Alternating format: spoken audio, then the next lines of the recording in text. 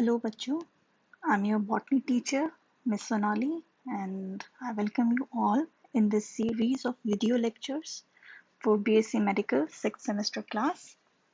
I hope all of you are doing fine. Now we will start this lecture but with a question. Where did plants that we use in our day-to-day life originate? We all have studied about origin of life, how it started from atoms to molecules to complex compounds to cells and then to organisms. But do we know where specifically that specific organism or plant originate on this planet Earth? Well, we will get to know about it in this lecture called Center of Origin of Cultivated Crop Plants. So, center of origin, it is also known as center of diversity, and we will deal with emphasis on domesticated or crop plants. Domesticated, जब हम domestication की बात करते हैं तो first of all देखते हैं कि domestication की definition क्या है. Domestication is a sustained multi-generational relationship, ठीक है, in which one group of organism assumes a significant degree of influence over the reproduction and care of another group to secure a more predictable supply of resources from that second group. अब इसमें जो one group था, first group था, वो human beings हैं जो कि influence कर रहे हैं रिप्रोडक्शन एंड केयर को किसकी, सेकेंड ग्रुप की. वो सेकेंड ग्रुप क्या है, प्लांट्स. ठीक है, तो डोमेस्टिकेशन क्या है कि एक मल्टी जनरेशनल रिलेशनशिप है जो सस्टेन किया जाता है, मेंटेन करके रखा जाता है. ह्यूमंस किसके ऊपर मेंटेन कर, किसको मेंटेन करके रख रहे हैं, प्लांट्स को, जनरेशन टू जनरेशन. ठीक है, सो दिस इज डोमेस्टिकेशन. अब ये जो डोमेस्टिकेटेड प्लांट्स हैं जैसे वीट है, मेज है, बहुत सारे इस तरह के वेजिटेबल्स हैं, पल्सेस हैं, तो ये कहाँ ओरिजिनेट हुए?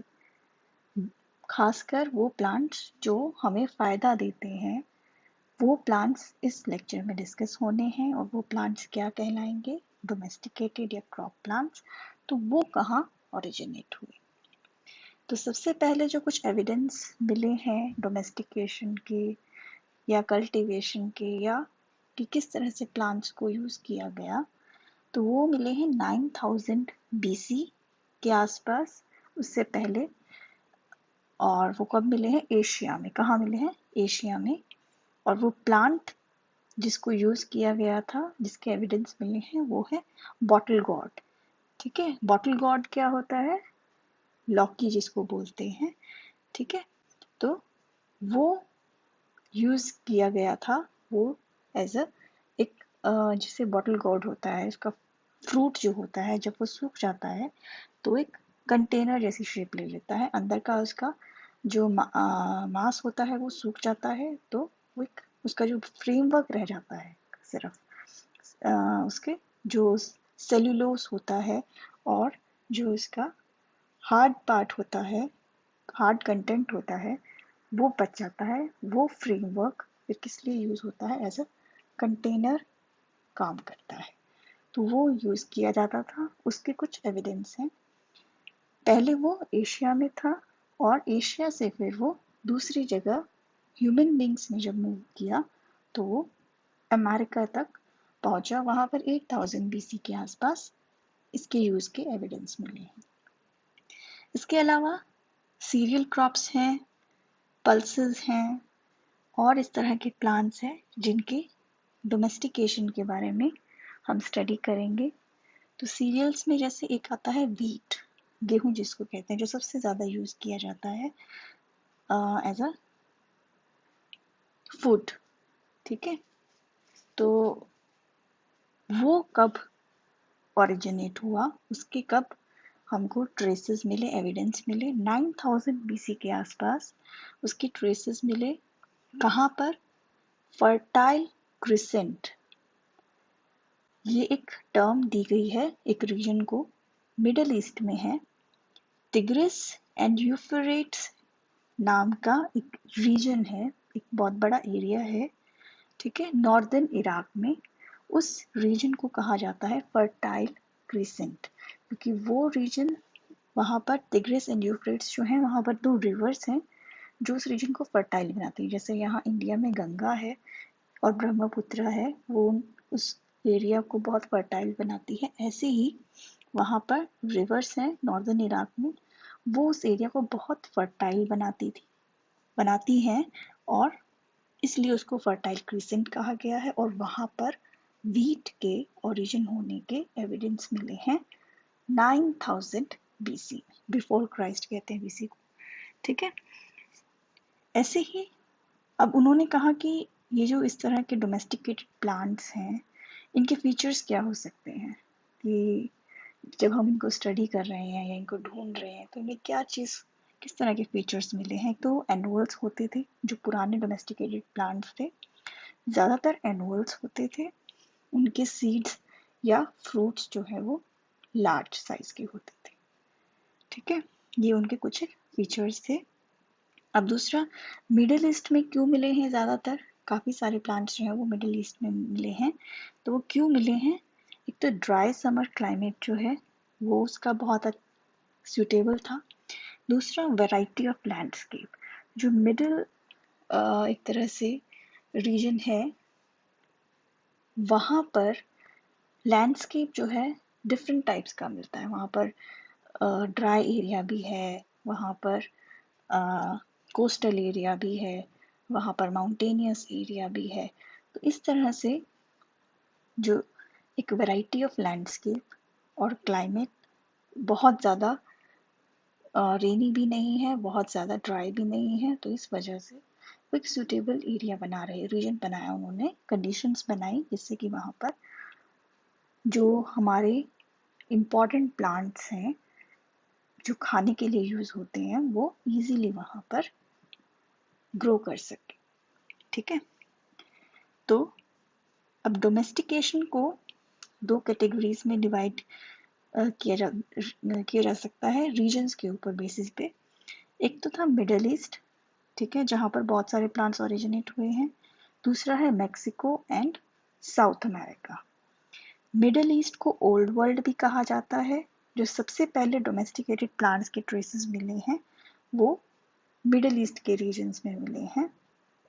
दूसरा, मैक्सिको और साउथ अमेरिका जो है वो न्यू वर्ल्ड कहलाया जाता है, मतलब जो प्लांट्स बाद में ज़्यादा चलन में आए। ओल्ड वर्ल्ड में बहुत पुराने प्लांट्स मिलेंगे, न्यू वर्ल्ड में वो वाले प्लांट्स मिलेंगे जो बाद में ज़्यादा यूज़ में आ रहे हैं, पहले इतने यूज़ में नहीं आते थे, ठीक है। तो वो है न्यू वर्ल्ड। ओल्ड वर्ल्ड में वो प्लांट्स होंगे जो 8000 BC से भी पहले से ग्रो किए जा रहे हैं, कल्टीवेट किए जा रहे हैं, यूज़ किए जा रहे हैं।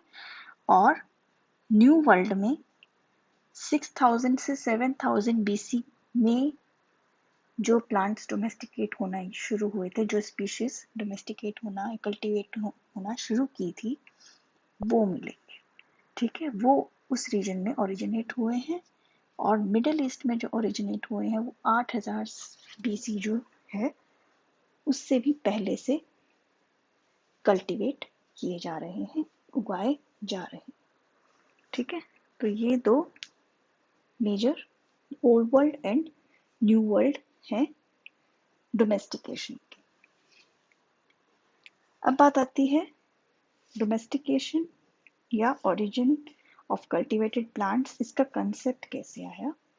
इसका जो कंसेप्ट था, साइंटिस्ट थे, उन्होंने इसको वर्क किया कि कहाँ पर, अब प्लांट्स तो हम यूज़ कर रहे हैं, अब उन्होंने ये देखा, ये सोचना चाहा कि ये ओरिजिनेट कहाँ पर हो रहे हैं।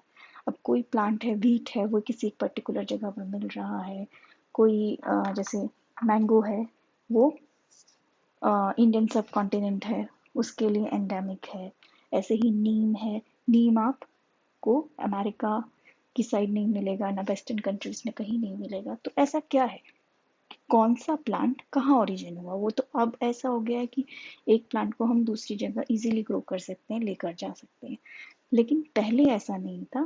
पहले बहुत सालों तक एक तरह का प्लांट एक ही जगह मिलता था, वहीं से ओरिजिनेट होता था। तो वो चीज़ अब यहाँ पर डिस्कस की जा रही है। उसके लिए डिफरेंट डिफरेंट कंसेप्ट दिए गए। तो एक कंसेप्ट है डार्विन का, 1868 में दिया था उन्होंने, कि profound modifications in wild plants under cultivation caused domestication। उन्होंने क्या कहा कि वाइल्ड प्लांट्स थे जो आसपास जो यूज किए जा सकते थे, उनको कल्टीवेट करते गए और आज के टाइम के यूजफुल और बहुत अच्छे फीचर्स कैरेक्टर्स वाले जो प्लांट हैं, मॉडर्न जो वैराइटीज हैं, वो डेवलप हुई। ठीक है, उन्होंने तो इस बात पर जोर दिया। दूसरा, AP डी कैंडोले जो हैं 1883 में, उन्होंने क्या कहा, ancestral forms, region of domestication and history of important cultivated plants, इनको स्टडी किया। ठीक है, उनकी एंसेस्टर्स कौन थे उन प्लांट्स के, कुछ जो इम्पोर्टेंट, यहाँ पर ये ध्यान रखो सारे प्लांट्स की बात नहीं हो रही, यहाँ सिर्फ उन प्लांट्स की बात हो रही है जो हमारे लिए इम्पोर्टेंट है, जिनको हम लोग यूज करते हैं। तो उनकी एंसेस्ट्रल फॉर्म्स, कहाँ पर वो सबसे ज़्यादा ग्रो किए जाते थे या डोमेस्टिकेट किए जाते थे। ठीक है, और उनकी हिस्ट्री ऑफ इम्पोर्टेंस, ये तीन चार फैक्ट, इस तरह के फैक्टर्स जो है उन्होंने स्टडी किए। तो टोटल उन्होंने 247 स्पीशीज प्लांट्स की स्टडी की और उनको 6 क्लासेस में एक तरह से कैटेगरी किया, ग्रुप्स बनाए। तो सबसे पहला तो था ओल्ड वर्ल्ड रीजन के प्लांट्स। ठीक है, ओल्ड वर्ल्ड रीजन के प्लांट्स जो कि मिडिल ईस्ट रीजन्स में मिलते हैं। दूसरा, वो 8000 BC से भी पहले से ग्रो किए जा रहे हैं, बहुत पुराने टाइम से ग्रो किए जा रहे हैं। ठीक है, उसके बाद plants cultivated for more than 2000 years, 2000 साल से पहले से जो प्लांट्स ग्रो किए जा रहे हैं वो इस कैटेगरी में रखे। इसके बाद तीसरी कैटेगरी बनी जो 2000 साल से पहले से नहीं, 2000 साल से कम टाइम से ग्रो किए जा रहे हैं। ठीक है, फोर्थ जो कैटेगरी बनी वो बनी plants of new world, south America और मैक्सिको, यहाँ पर जो प्लांट्स ओरिजिनेट हुए उनको एक कैटेगरी में रखा, एक ग्रुप में रखा। फिर फिफ्थ ग्रुप बनाया plants before the time of Columbus, Columbus के टाइम से पहले के plants, and plants cultivated since the time of Columbus, Columbus की एक तरह से आने से उसके बाद जो प्लांट्स कल्टीवेट होना शुरू हुए वो वाले प्लांट्स। तो इस तरह से ये इन्होंने कोशिश की कि कैटेगराइज किया जा सके प्लांट्स को।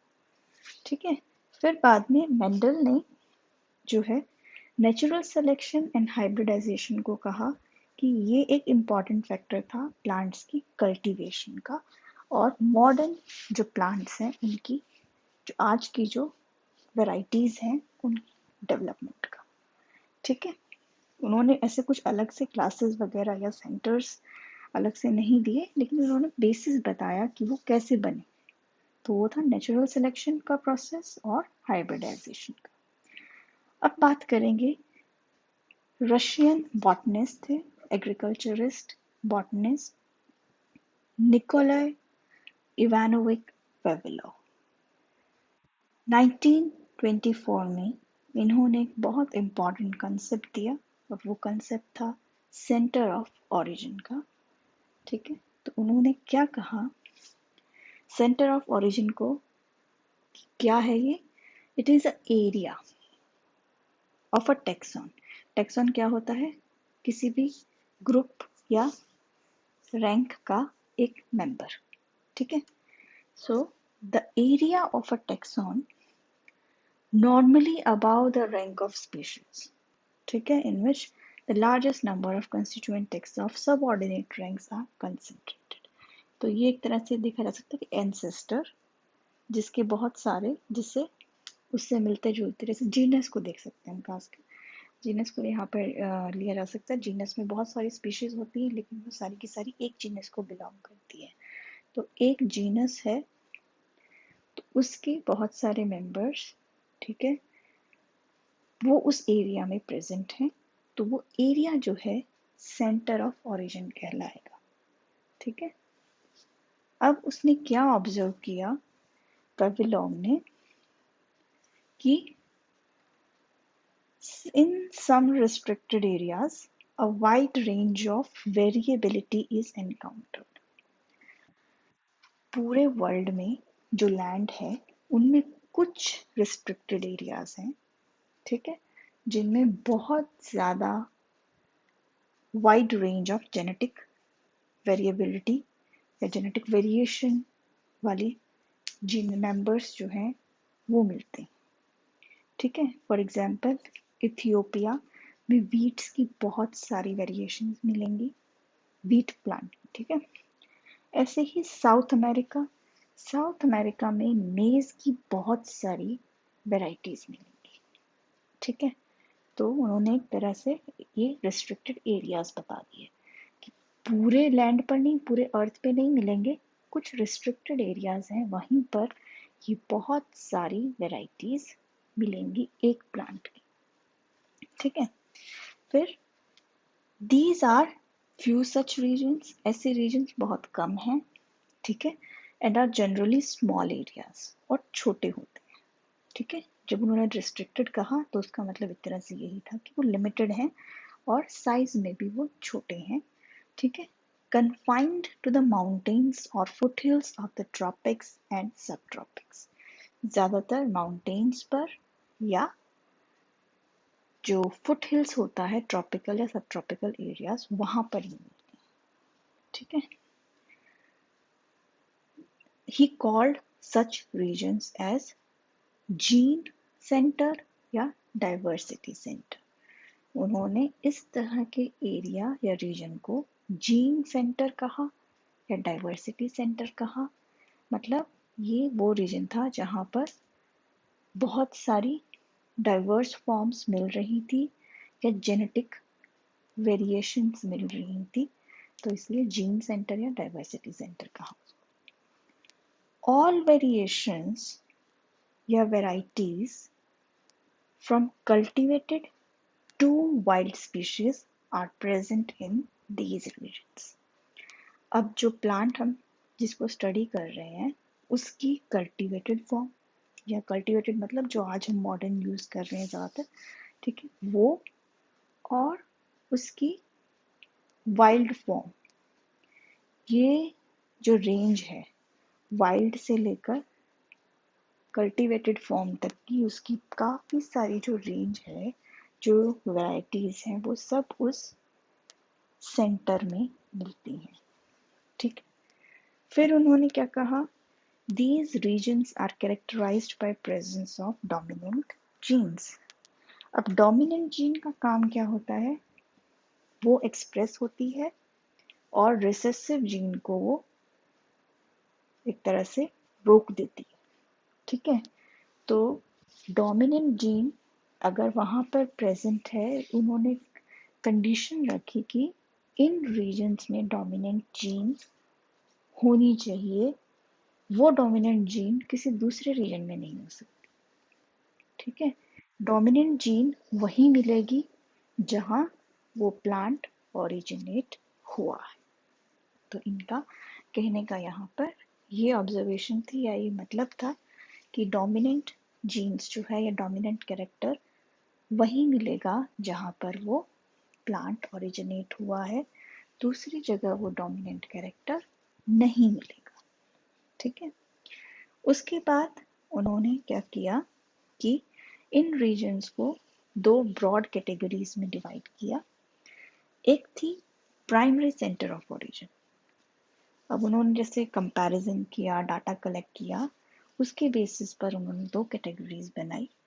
प्राइमरी सेंटर ऑफ ओरिजिन, जहाँ पर प्लांट एक्चुअली इवॉल्व हुआ है, ठीक है, उसकी वाइल्ड स्पीशीज वहाँ थी, वहीं से वो इवॉल्व होना शुरू हुआ। बहुत ज़्यादा वहाँ पर डाइवर्सिटी मिलेगी और छोटा एरिया होगा, जियोग्राफिकली डिस्टिंक्ट भी होगा, ठीक है, यानी अलग होगा, अलग थलग सा होगा आसपास के दूसरी एरिया से। दूसरा उन्होंने क्या कैटेगरी बताई, secondary centre of origin. Secondary centre of origin को क्या कहा, a considerable amount number of forms या डाइवर्सिटी प्रेजेंट होंगी, ठीक है, but it did not originate there. वहां पर उसकी बहुत सारी वेराइटीज तो हैं, लेकिन उसका जो वो वाइल्ड फॉर्म है या उसका एक एंसेस्टर कहा जा सकता है, वो नहीं। वहां पर सिर्फ बहुत सारी वेराइटीज है, उसका एक सिंगल एंसेस्टर वहां पर नहीं है, तो वो सेकेंडरी सेंटर कहा उसको, ठीक है। तो प्राइमरी सेंटर में क्या होगा, वो एंसेस्टर भी होगा, वाइल्ड वैरायटी होगी और उसकी वेरिएशंस भी होंगी। सेकेंडरी सेंटर क्या होगा, जहाँ पर वेरिएशंस तो हैं बट जो वाइल्ड वैरायटी और एंसेस्टर्स हैं वो वहाँ पर मिसिंग है, ठीक है। अब उन्होंने 8 जो है ऐसे सेंटर ऑफ ओरिजिन्स रिकॉग्नाइज किए। चाइना, साउथ ईस्ट एशिया या Indian subcontinent, central Asia, near eastern, Mediterranean centre, Abyssinian centre, south Mexican and central American, और 8th था साउथ अमेरिका। ये 8 बड़े बड़े सेंटर्स हैं, ब्रॉड कैटेगरीज हैं या सेंटर्स हैं, जहाँ पर अलग अलग प्लांट्स ओरिजिनेट हुए। अब वेविलव का जो कॉन्सेप्ट था वो काफ़ी हद तक हेल्पफुल था, बेनिफिशियल था, बट उसके भी कुछ ड्रॉबैक्स थे, तो कुछ क्रिटिसिज्म आया उनके कॉन्सेप्ट्स का, उनके ऑब्जर्वेशंस का। फॉर एग्जाम्पल उन्होंने क्या कहा, region with greatest diversity is considered the centre of origin. ये पॉइंट जो है एक तरह से उनका क्रिटिसाइज किया गया कि ज़रूरी नहीं है अगर एक एरिया में उसकी बहुत सारी डाइवर्सिटी है तो मतलब वो उसका सेंटर ऑफ ओरिजिन है। ये पॉइंट क्रिटिसाइज किया गया। दूसरा क्या क्रिटिसिज्म था, primary centre is marked by high frequency dominant allele. उन्होंने क्या कहा कि ऐसा ज़रूरी नहीं है कि बहुत सारी डोमिनेंट एलील्स जहाँ पर प्रेजेंट है या डोमिनेंट जीन्स प्रेजेंट हैं वहीं सेंटर ऑफ ओरिजिन हो। ये पॉइंट भी क्रिटिसाइज किया गया। फिर था centres are limited exclusively to mountains और आइसोलेटेड एरियाज। उन्होंने क्या कहा था कि जो सेंटर होगा वो एक लिमिटेड या रिस्ट्रिक्टेड एरिया होगा और आइसोलेटेड होगा ऑलमोस्ट, ठीक है। माउंटेन्स है, रिवर्स है, ये सब उसको थोड़ा आइसोलेट करके रखेंगे या डिस्टिंक्ट दूर रखेंगे, तो ऐसा नहीं है। फिर उन्होंने क्या कहा, some crops are found to have no centre of origin. उन्होंने जिन कुछ प्लांट्स को स्टडी किया उनमें से काफ़ी सारे प्लांट्स का कोई सेंटर ऑफ ओरिजिन प्रॉपर नहीं पता चल सका, ठीक है, क्योंकि उनका वाइल्ड स्पीशीज का या एंसेस्ट्रल स्पीशीज जो है उसके बारे में नहीं पता चला। फिर कुछ डाटा में क्या था, many crops originated in more than one region, ठीक है, कुछ काफ़ी सारी क्रॉप्स ऐसी थी जिनका ओरिजिन अलग अलग जगह दिख रहा था, ठीक है, एक जगह नहीं, वो एक ही टाइम पर अलग अलग जगह मिली थी, उनके एंसेस्टर या वाइल्ड स्पीशीज अलग अलग जगह मिल रहे थे। फिर some crops seems to have originated all over the geographical range। ये भी एक तरह से वही है कि कुछ क्रॉप्स ऐसी हैं वो अलग अलग जगह जो है वो ओरिजिनेट हुई या फैली हुई थी। एक जगह कंसंट्रेटेड नहीं थी। ये कुछ बेसिक से क्रिटिसिज्म क्रिटिसाइज किए गए ये पॉइंट्स जो कि वेविलॉव ने दिए थे, जिनकी वजह से उनका कॉन्सेप्ट जो है कंप्लीटली तो रिजेक्ट नहीं किया गया, but it was a basic concept for studying the centre of origins. इसके बाद काफ़ी स्टडी हुई और इम्प्रूवमेंट आई और डिफरेंट सेंटर्स जो हैं वो रिकॉग्नाइज किए गए प्रॉपर तरीके से डाटा कलेक्ट करके। अब पहले एक बार देखते हैं वेविलॉव ने जो सेंटर्स बनाए थे उनके बेसिस पर क्या है। फर्स्ट है जैसे China, earliest and largest independent centre for the origin of cultivated plants. ठीक है, चाइना को कंसिडर किया जाता है, चाइना जो रीजन है, ठीक है, it includes mountainous regions of central and western China and adjacent lowlands. 136 endemic plants are listed there. Millets है, buckwheat है, soyabean है, many legumes, crucifers यानी asteraceae family है, cucurbits है, cinnamon है, sugarcane है, eggplant है, वो इस रीजन में ओरिजिनेट हुए। सेकेंड रीजन ऐसे ही साउथ ईस्ट एशिया है, इंडियन सब कॉन्टिनेंट भी कहते हैं उसको। India, Burma, Thailand, Philippines, Malaysia and Indonesia का रीजन जो है ये कवर लैंड है, ये कवर करके होता है सेंटर में। इसमें एक तो मेन सेंटर है जो असम एंड बर्मा का रीजन है, दूसरा इंडो मलयन सेंटर है, ठीक है। तो जो बर्मा और असम का रीजन है वहाँ राइस, शुगरकेन, लेग्यूम्स, कुछ species, mango, orange, jute, cotton, ये प्लांट्स मिले हैं, इनके एविडेंस मिले हैं।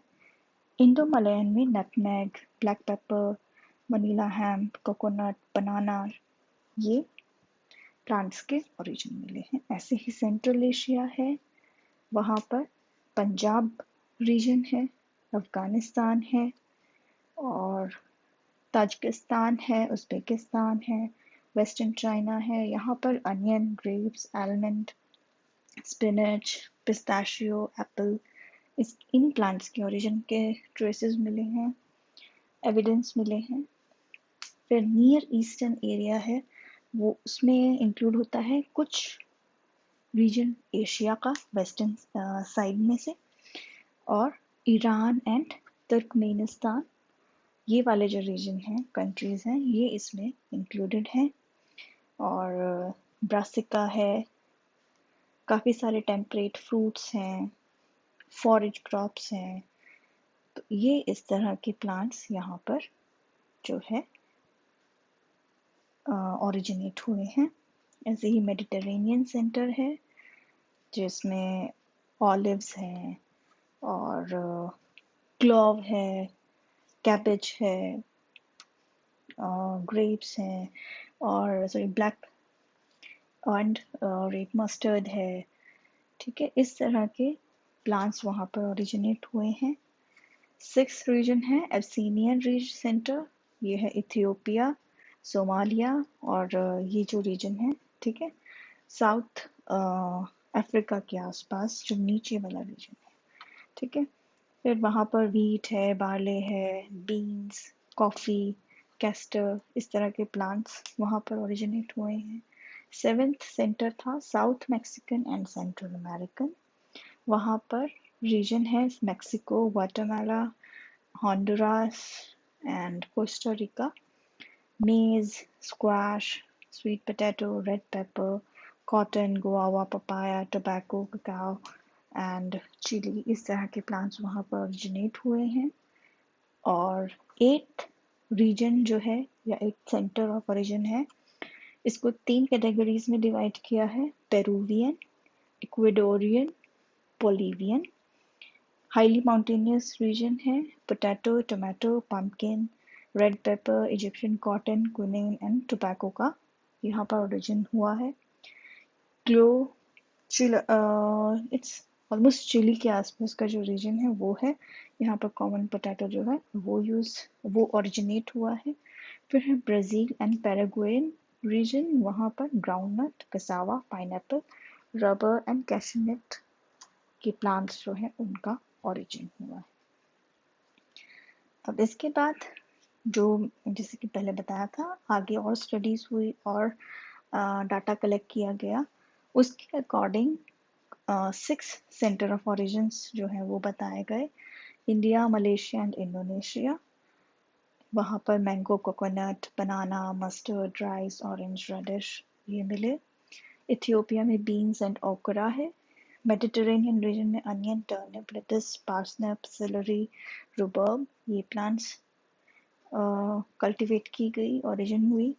चाइना में cucumber, cherry, apricot, sugarcane, tea, egg plant ये ओरिजिन हुए। और सेंट्रल एंड साउथ अमेरिका में bell pepper, papaya, corn, peanuts, tomato and sweet potato ये ओरिजिनेट हुए। मिडिल ईस्ट में apple, cotton, grapes, carrot, spinach, garlic bulb and wheat जो है originate हुए। तो ये ज़्यादा एडवांस्ड जो स्टडी है उसके बाद जो डाटा कलेक्ट हुआ है उसके बेसिस पर ये टेबल बना है। तो ये था about Vavilov's concept of centre of origin. ठीक है, इसमें आपको क्या चीज़ें याद रखनी है? एक तो कंसेप्ट क्या है, डोमेस्टिकेशन क्या है, दूसरा उनकी ऑब्जर्वेशन क्या थी, तीसरा उन्होंने कितने रीजन्स रिकॉग्नाइज किए या सेंटर्स रिकॉग्नाइज किए, और इसके बाद लास्ट उनके कंसेप्ट का क्रिटिसिज्म क्या रहा। तो ये सब जो है कवर करेगा आपका concept of Vavilov's centre of origin. तो ये आई होप कि ये लेक्चर सुनने के बाद आपको थोड़ा आइडिया हुआ हो कि कौन सा प्लांट जो हम जैसे अब इस टेबल में ही अगर आप देखो मैंगो है, कोकोनट है, एप्पल, कॉटन, ग्रेप्स, तो इनको देखोगे तो थोड़ा समझ में आएगा, आइडिया लगेगा कि कौन सा प्लांट कहाँ पर पहले ओरिजिनेट हुआ। ठीक है, ऐसा तो नहीं है कि हर प्लांट हर जगह मिलता है, उसकी कुछ फीचर्स होते हैं और जोग्राफिकल फीचर्स होते हैं, कैरेक्टर्स होते हैं जो डिसाइड करते हैं कि कहाँ पर किस तरह का प्लांट होगा या ग्रो करेगा। तो उसके बेसिस पर थोड़ा अब हमें आइडिया होगा कि कौन सा प्लांट किस जगह मिलता है। ठीक है, so this was about the origin of cultivated plants. ठीक है, और कहाँ पर वो ओरिजिन है। ठीक है, तो आई होप इस लेक्चर से आपको आपके डाउट्स क्लियर हुए हों, एंड आई होप कि आप लोग ध्यान रखो अपना, take care of yourself. This was about the lecture. Next lecture जो होगा वो होगा व्हीट के ऊपर, और उसका पर्टिकुलर अब आगे जो लेक्चर्स होंगे वो होंगे पर्टिकुलर प्लांट, उसका ओरिजिन कैसे हुआ, कल्टीवेटेड फॉर्म में वो कैसे यूज़ होना शुरू हुआ और उसके क्या क्या यूजेस हैं उसके बेसिस पर। तो सबसे पहला जो प्लांट कवर होगा वो होगा सीरियल, उसमें व्हीट जो है वो कवर किया जाएगा नेक्स्ट लेक्चर में। तो तब तक इसको पढ़ो, टॉपिक को गो थ्रू हो, कोई डाउट है तो पूछ सकते हो। ठीक है, तो टेक केयर।